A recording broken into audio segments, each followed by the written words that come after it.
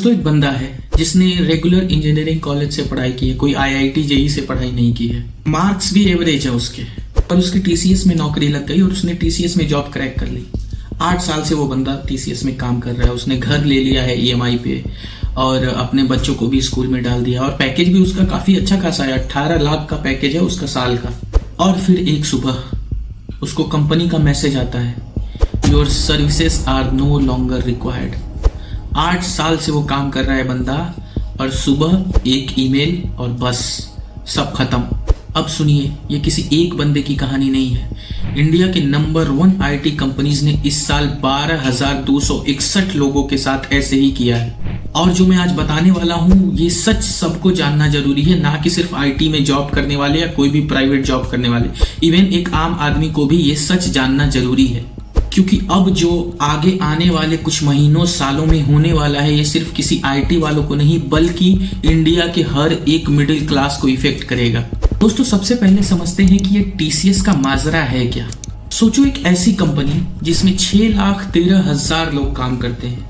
अगर आप इन्फोसिस, विप्रो और एचसीएल इन तीनों के एम्प्लॉयज को जोड़ लोगे ना तो भी टीसीएस इनसे बड़ा है। इंडिया के जीडीपी में अकेले सिर्फ आईटी सेक्टर का 7% का कंट्रीब्यूशन है और इस आईटी सेक्टर का सबसे बड़ा नाम है टीसीएस, टाटा कंसल्टेंसी सर्विसेज।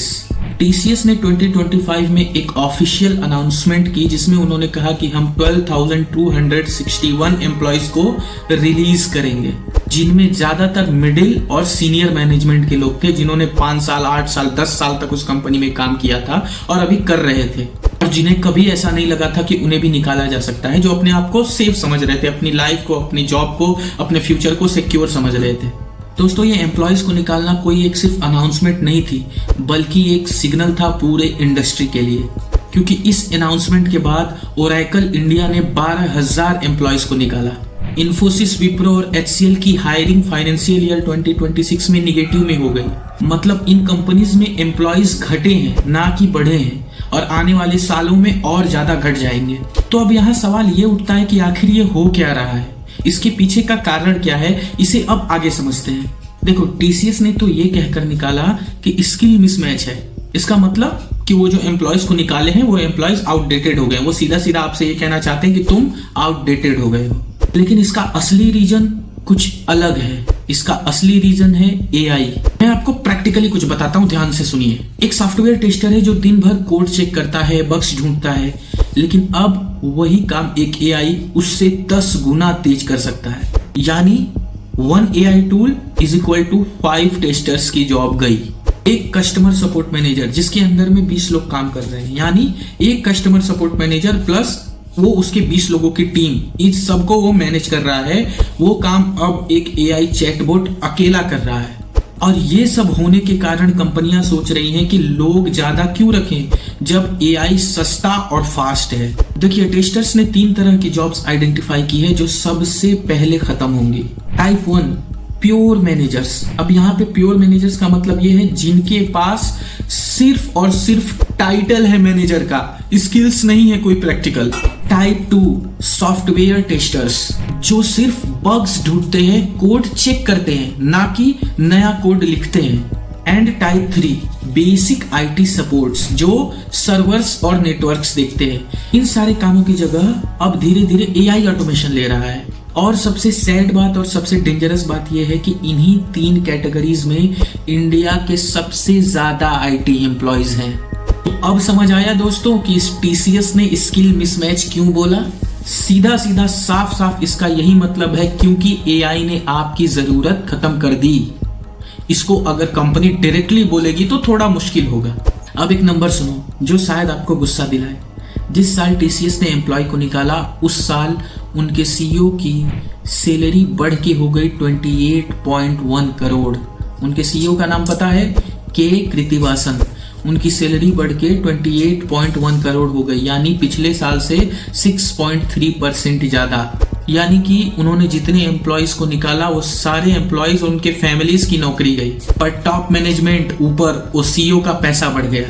और दोस्तों ये टीसीएस की कोई अकेली बात नहीं है, पूरे कॉर्पोरेट इंडिया की खासियत है। नीचे से काटो, ऊपर को दो। जब कंपनी रीस्ट्रक्चर करती है ना तो सब मिलकर डिसाइड करते हैं कि किसे निकालें यार।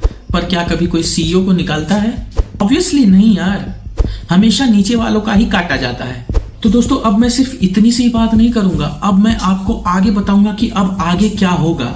अनअर्थ इनसाइट के फाउंडर गौरव वासु ने कहा, और उनकी ये स्टेटमेंट रेउटर्स में भी छपी, कि अगले 2-3 सालों में इंडिया में 4 से 5 लाख आईटी जॉब्स जाने वाली हैं, और उन 5 लाख में 70% यानी 3.5 लाख से ज्यादा वही लोग हैं जिनके पास 4 से 12 साल का एक्सपीरियंस है।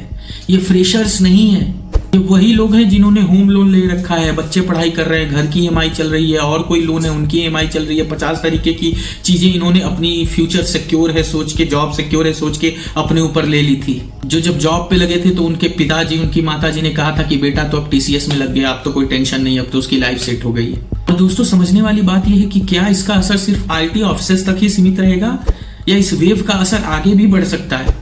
देखिए, कुछ एक्सपर्ट्स ने बताया है ये layoff fear tourism, luxury lifestyle, real estate, luxury shopping, इन सारी चीजों में गिरावट लाएगा।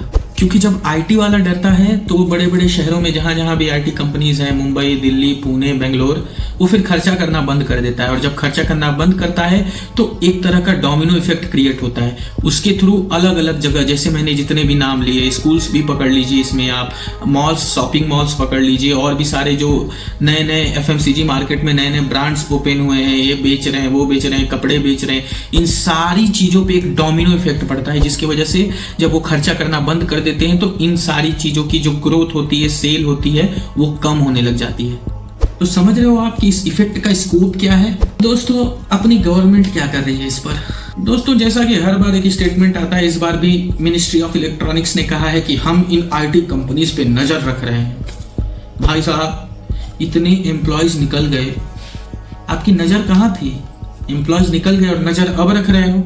मिनिस्ट्री ऑफ इलेक्ट्रॉनिक्स ने एम्प्लॉयमेंट लिंक्ड इंसेंटिव्स की भी बात की है, रीसेलिंग की भी बात की है, बट कॉन्क्रीट कुछ भी नहीं है। इसका सीधा सीधा मतलब यह है कि अब आपको खुद को खुद ही बचाना पड़ेगा, गवर्नमेंट का इंतजार मत करो। तो कैसे बचें? देखिए, आईटी इंडस्ट्री में आज 3 तरह के लोग हैं। पहला, जो सेफ हैं, ये वही लोग हैं जो एआई के साथ काम करना जानते हैं, जो कोड रिव्यू नहीं करते बल्कि कोड खुद बनाते हैं, जो ऑटोमेशन के साथ काम करना जानते हैं, जो एआई ऑटोमेशन टूल्स को सीख चुके हैं। इन लोगों की जॉब घटी नहीं है, गई नहीं है, बल्कि और बढ़ी है, क्योंकि कंपनी को ऐसे एम्प्लॉयज चाहिए जो एआई को ड्राइव करे, ना कि उससे डरे। एक दूसरे तरीके के लोग जो कि अभी खतरे में हैं पर वो अभी बच सकते हैं, अभी उनके लिए टाइम है। कौन लोग हैं? जो अभी अपने कंफर्ट जोन में है, जो 5 साल से सेम ही काम कर रहे हैं, उनके पास अभी टाइम है। अभी फिलहाल के लिए ये लोग मीटिंग अटेंड करते हैं, रिपोर्ट्स बनाते हैं, बट नई स्किल्स नहीं सीख रहे हैं। उनके पास अभी 12 से 18 महीने का टाइम है नई स्किल्स डेवलप करने का, नई एआई ऑटोमेशन टूल्स सीखने का। इस वक्त में उन्हें पाइथन बेसिक्स सीखना चाहिए जो कि फ्री में मिल जाएगा। चैट जीपीटी एपीआई सीखना चाहिए, गिटहब को पायलट सीखना चाहिए, 3-4 महीने में सब हो जाएगा। तो आज के आज शुरू कीजिए। अब आते हैं तीसरे तरीके के लोग, जिनके लिए कहीं ना कहीं मुझे लगता है कि बहुत देर हो सकती है। ये लोग हैं प्योर मैनेजर्स, टाइटल वाले मैनेजर्स, जो सिर्फ टीम हैंडल करते हैं, कुछ बिल्ड नहीं करते, कुछ उतना स्किल्स नहीं है, सिर्फ और सिर्फ टीम हैंडल करना है उन्हें, कोई रियल टेक्निकल स्किल नहीं, सिर्फ डेजिग्नेशन है जिनके पास। इनके लिए एक ऑनेस्ट एडवाइस है, या तो अभी बदलो, कुछ नई स्किल्स सीखो, या फिर प्लान बी रेडी रखो, सीरियसली। और हाँ दोस्तों, जो आईटी में बिल्कुल नहीं है, ये उनके लिए भी वार्निंग है। जैसे कि जो भी काम रेपिटेटिव है, data entry, basic forms, customer calls, अब एआई वहां भी आ रहा है। कुछ ऐसी जगह है जहां अभी तक एआई नहीं पहुंचा है, फिलहाल अभी तक जहां नहीं पहुंचा है वो जगह सेफ है, जैसे कि creativity, real human connections, problem solvings, doctor, teacher, therapist, entrepreneur. ये फील्ड्स अभी तक तो एआई रिप्लेस नहीं कर पाया है, फिलहाल अभी तक मैं बोल रहा हूं। आगे क्या होगा अभी इसका कोई अंदाजा नहीं है, क्योंकि एआई बहुत स्ट्रांग होता जा रहा है। तो दोस्तों, मैं सिर्फ आपसे एक बात जाते जाते कहना चाहूंगा कि इंडिया का मिडिल क्लास सिर्फ एक ही ड्रीम पे जीता है, एक बड़ी कंपनी में स्टेबल जॉब, एक अच्छा सा घर, भले ही वो ईएमआई पे हो, बच्चे अच्छे स्कूल में पढ़ने लगे, एक सुकून की जिंदगी। और इन सारे ड्रीम को पूरा करने का आईटी ही एक बहुत बड़ा इंजन था, और अब वो इंजन अपना गियर बदल रहा है। टीसीएस ने जिन बंदों को निकाला, जिन एम्प्लॉयज को निकाला, उन्होंने भी नहीं सोचा होगा ना कि उनकी जॉब सेफ नहीं है। वो तो हमेशा यही सोचते रहे होंगे कि मेरी जॉब तो अब सिक्योर है, मेरा फ्यूचर तो अब सिक्योर है, तभी तो इतने सारे बर्डन्स उन्होंने भी लिए होंगे।